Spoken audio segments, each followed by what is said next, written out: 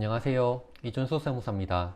오늘부터는 제가 스텝 2 세액 감면 검토에 대해서 한번 내용을 전달해 드리도록 할 건데요. 토지 양도세 계산에 있어서 세액 감면이라고 하면 여러 가지 규정이 있을 수가 있는데 그 중에서도 제가 좀 중요하다고 싶은 두 가지를 먼저 설명을 좀 드릴게요. 먼저 자격농지에 대한 양도소득세 감면이 있고요. 그리고 농지대토에 대한 양도소득세 감면이 있습니다. 자, 그럼 바로 자격농지에 대한 양도소득세 감면에 대해서 알아보도록 하겠습니다. 자격농지에 대한 양도소득세 감면은 다음과 같은 순서로 좀 설명을 드리겠습니다. 먼저 개요를 설명해 드릴 거고요. 개요에서는 법 규정에 대해서 좀 안내를 드리고자 합니다. 그 다음에 감면 요건에 대해서 설명을 드리고요. 그 다음에 감면 소득금액의 계산, 이 부분은 일반 납세자분들께서는 좀 필요할까 싶기도 해서 필요하신 분들만 이제 선택적으로 보시면 좋을 것 같습니다. 그 다음에 기타 관련 규정에 대해서도 한번 살펴보겠습니다. 먼저 법 규정에 대해서 한번 볼게요. 전부 다 중요한 내용은 아니고요. 여기서 중요한 거는 양도소득세의 100분의 100에 상당하는 세액을 감면한다. 이것만 일단 개요에서 가져가시면 될 것 같습니다. 그 말고 이 앞에 있는 내용들은 뒤에서 좀 차근차근 설명을 해 드리도록 하겠습니다. 다시 말씀드리면 자격농지에 대한 양도소득세 감면이라는 규정이 있는데 이것은 양도소득세의 100분의 100, 즉 100%를 세액 감면을 해준다는 거죠. 아주 큰 세금 혜택입니다. 그 다음에 감면 요건으로 한번 볼게요. 감면 요건에는 자격농민 요건, 자격기간 요건, 농지 요건, 이렇게 세 가지로 크게 분류해 볼 수가 있겠고요.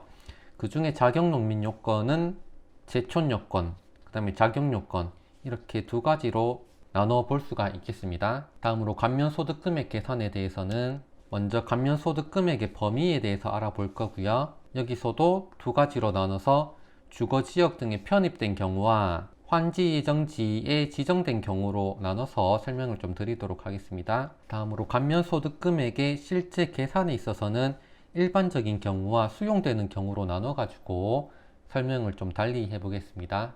나머지 기타 관련된 규정을 살펴보면요, 감면세액의 한도가 있습니다. 그리고 세액 감면 신청에 대해서도 한번 알아볼 거고요. 그 다음에 농어촌 특별세의 비과세라는 것도 한번 차근차근 알려드리도록 하겠습니다. 그 중에서 먼저 감면 요건에 대해서 자세히 알아보도록 하겠습니다. 감면 요건에는 앞서 설명드렸듯이 자격농민 요건, 자격기간 요건, 농지 요건, 이렇게 크게 세 가지로 나눠 볼 수가 있겠습니다. 자격농민 요건 중에 제촌 요건을 한번 살펴보겠습니다.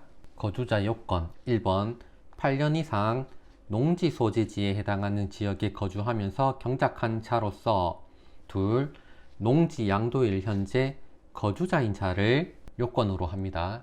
거주자와 반대되는 개념이 비거주자라는 건데요. 거주자란 국내에 주소를 두거나 183일 이상 거소를 둔 개인을 말합니다. 비거주자란 거주자가 아닌 개인을 말하는데요. 여기서는 거주자네 비거주자네 하는 그런 구분에 대해서 자세하게 말씀은 드리진 않을 거예요. 단지 비거주자라 하더라도 무조건 자격농지에 대한 양도소득세 감면을 못 받는 게 아니고 받을 수 있는 경우도 예외적으로 있기 때문에 참고로 알아두시기만 하면 좋을 것 같습니다. 다음으로 농지 소재지의 거주 요건에 대해서 한번 알아볼게요. 토지 비과세 영상에서도 한번 말씀은 드렸는데요. 좀 중요한 내용이다 보니까 이 영상에서 다시 한번 자세히 설명을 드리도록 할게요. 이 농지 소재지 거주 요건은 이 1, 2, 3번의 AND 요건이 아니고 OR 요건입니다. 즉 1, 2, 3 어느 하나에 해당하기만 하면 된다는 거예요.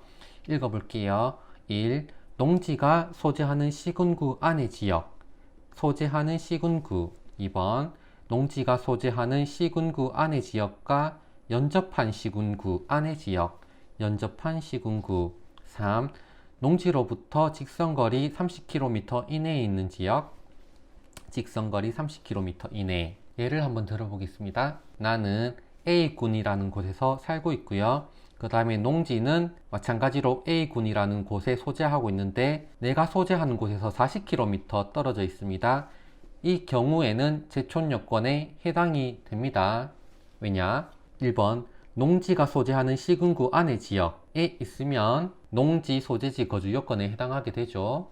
다른 예를 들어보면 나는 A군에 살고 있고 농지는 B군에 위치하고 있습니다. 그리고 내가 살고 있는 곳과 농지는 50km 떨어져 있습니다. 이런 경우 제촌 요건이 성립하게 됩니다. 볼까요? 농지가 소재하는 시군구 안의 지역과 연접한 시군구 안의 지역, 접해 있다는 거죠. 아까 전에 A군과 B군이 접해 있었죠. 다음 사례를 한번 보면 내가 살고 있는 곳은 A군이고 농지는 C군에 위치하고 있습니다. 그리고 A군과 C군 사이에는 B군이 위치해 있고요. 내가 살고 있는 곳과 농지와의 거리는 직선거리로 20km 떨어져 있습니다. 이러한 경우에도 제촌 요건은 성립이 됩니다. 다시 한번 볼까요? 농지로부터 직선거리 30km 이내에 있는 지역에 해당하게 되면 농지 소재지 거주 요건에 해당하게 됩니다. 이 제촌 요건에 대해 가지고 좀 더 자세히 알아보도록 하겠습니다. 먼저 제촌의 입증 방법입니다. 제촌의 입증 방법. 농지 소재지에 거주하였는지 여부는 양도자의 주민등록 초본으로 확인을 하게 됩니다. 다음으로 농지 소재지의 거주 여부는 실질로 판단합니다. 따라서 사실상 농지 소재지에 거주하였으나 주민등록상 다른 지역에 거주한 것으로 되어 있는 경우가 있을 수가 있죠. 그러한 경우라도 실질 거주 내용에 따라 판단을 하겠다는 겁니다. 실질 거주 내용에 따라 내 거주지가 농지 소재지에 있다면 인정을 해줄게 라는 거죠. 그렇다면 주민등록상으로 따져봤을 때 농지 소재지 거주 요건에 해당되지 않지만 내가 진실로 농지 소재지에 거주를 했다면 그 거주 사실을 좀 입증을 해야 되겠죠. 그러면 그 농지 소재지의 거주 사실을 입증할 서류는 다음과 같은 것들이 좀 있을 수가 있겠습니다. 농지 소재지 교외의 교적 확인증이라든지 전화가입증명원, 전기요금 납부증, 금융거래가 농지 소재지 금융기관에서 주로 이루어진 경우 통장 사본 및 거래사실 확인증, 인의 보증서 등 이러한 것들로 이 농지 소재지에 거주를 했다고 그렇게 좀 입증을 해볼 수가 있겠습니다. 다음으로 상속인이 제촌하지 않은 경우가 있을 수가 있습니다. 일단 먼저 좀 읽어 드리도록 하겠습니다. 이렇게 봐서 바로 이해는 좀 안 되실 거예요. 이렇게 한번 제가 읽어 드리고 예시를 한번 들어 드리고 다시 한번 좀 읽어 보도록 하겠습니다. 상속인이 제촌을 하지 않았더라도 상속받은 날로부터 3년 이내에 양도하는 경우에는 자경 감면을 받을 수가 있습니다. 그리고 상속인이 제촌을 하지 않았더라도 협의 매수 또는 수용되는 경우로서 상속받은 날부터 3년이 되는 날까지 다음 어느 하나에 해당하는 지역으로 지정되는 경우에는 양도 기한에 제한 없이 피상속인의 경작 기간을 통산을 합니다. 1, 2, 3번 이렇게 나와 있고요. 쉽게 말씀드리면 개발지역이라고 생각하시면 됩니다. 그리고 2006년 2월 9일 이전에 상속받은 농지가 2008년 12월 31일까지 공익사업용으로 지정된 경우 양도기한에 제한 없이 피상속인의 경작기간 통산을 허용합니다. 내용이 좀 어려우시죠? 예를 좀 들어드리겠습니다. 자, 피상속인이 있었고요. 피상속인은 돌아가신 분을 말합니다. 아버지라고 한번 예를 들어 볼게요. 그리고 피상속인의 상속인 아들이 있었다고 가정을 해 볼게요. 여기서 아버지가 농지를 취득을 했습니다. 그리고 8년 이상 제촌 작용을 했고요. 그 후에 아버지가 돌아가시고 이 8년 이상 제촌 작용한 농지를 아들에게 상속이 이루어졌다고 해봅시다. 그랬을 때 아버지가 사망하시기 전에 8년 이상 제촌 작용을 했다고 한다면 이 시점에 농지를 양도를 하게 되면 세액 감면을 받게 되죠. 그런데 아버지가 사망하시고 난 뒤에 아들에게 농지 상속이 이루어지고 그 아들이 바로 양도를 했다고 가정을 해봅시다. 이렇게 된다면 아들이 8년 이상 제촌 자격 요건을 만족시키지 못하기 때문에 세액 감면을 못 받게 되는 문제가 발생하게 되겠죠. 이러한 문제점을 해결하기 위해서 아까 전에 봤던 그러한 규정이 있는 건데요.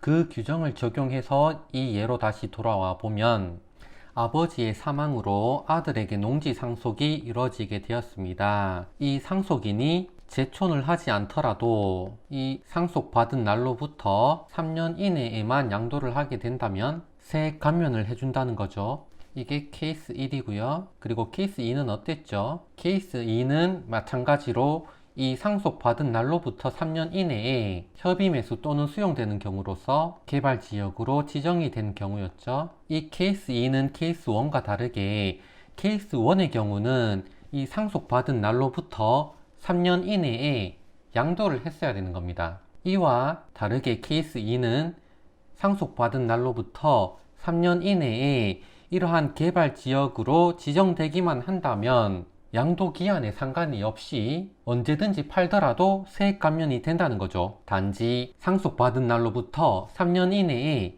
지정만 되라 이거죠. 그렇게 되면 추후에 양도 기한에 상관이 없이 세액 감면을 받을 수 있게 되는 겁니다. 이 모든 것의 전제 조건은 일단 아버지가 피상속인이 8년 이상 제촌 작용을 했어야 됐다는 거죠. 좀 이해가 되셨을까요? 다시 한번 PPT 내용을 한번 읽어볼까요? 자, 상속인이 제촌을 하지 않았더라도 상속받은 날로부터 3년 이내에 양도하는 경우 작용 감면을 받을 수가 있습니다. 케이스 1이었죠. 그리고 협의 매수 또는 수용되는 경우로서 상속받은 날부터 3년이 되는 날까지 다음 어느 하나에 해당하는 지역으로 지정되는 경우에는 양도 기한에 제한 없이 피상속인의 경작 기간을 통산한다.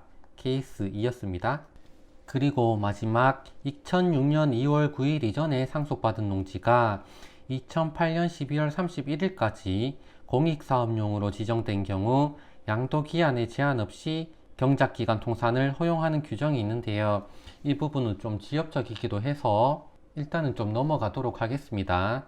나중에 뒤에서도 잠깐 언급될 때가 있는데요. 그때 다시 한번 간단하게만 말씀드리고 이 부분은 좀 넘어가도록 하겠습니다. 그리고 양도 당시 제촌을 하지 않았다 하더라도 농지 소재지에 거주하여 8년 이상을 작용한 사실이 확인되는 경우에는 양도 당시 농지 소재지에 거주하지 않더라도 감면 규정을 적용을 합니다. 일단 8년 이상 제촌 작용을 하기만 했다면 양도할 때에는 그 농지 소재지에 거주하지 않더라도 문제를 삼지 않겠다는 내용입니다. 다음으로 임시 거처에 거주한 경우는 어떻게 되는지 한번 볼게요. 거주의 의미는 생활의 근거지를 두는 것을 의미하고 임시 거처로 사용하였던 것에 지나지 않는 정도로는 거주로 볼 수 없다라고 합니다. 이제 농지 소재지에 제대로 생활의 근거지를 두지 않고 단지 그냥 임시로 거처만 했다면 이렇게 거주 요건, 즉 제촌 요건을 충족했다고 보지 않는다는 거죠. 마지막으로 주소지와 농지 소재지가 30km가 넘어도 주소지가 농지 소재지와 동일 시군구이거나 연접지역이면 8년 작용 감면을 적용한다는 내용입니다. 아까 전에 제가 예를 들어 드렸죠. 이겁니다. 이 두 가지 경우라고 할 수가 있겠죠. 30km가 넘더라도 동일 시군구이거나 연접한 시군구이기만 하면은 제촌 요건에 위배되지 않는다는 겁니다. 이렇게 제촌 요건에 대해서 한번 알아봤고요. 그 다음에 자격 요건에 대해서 한번 알아볼게요.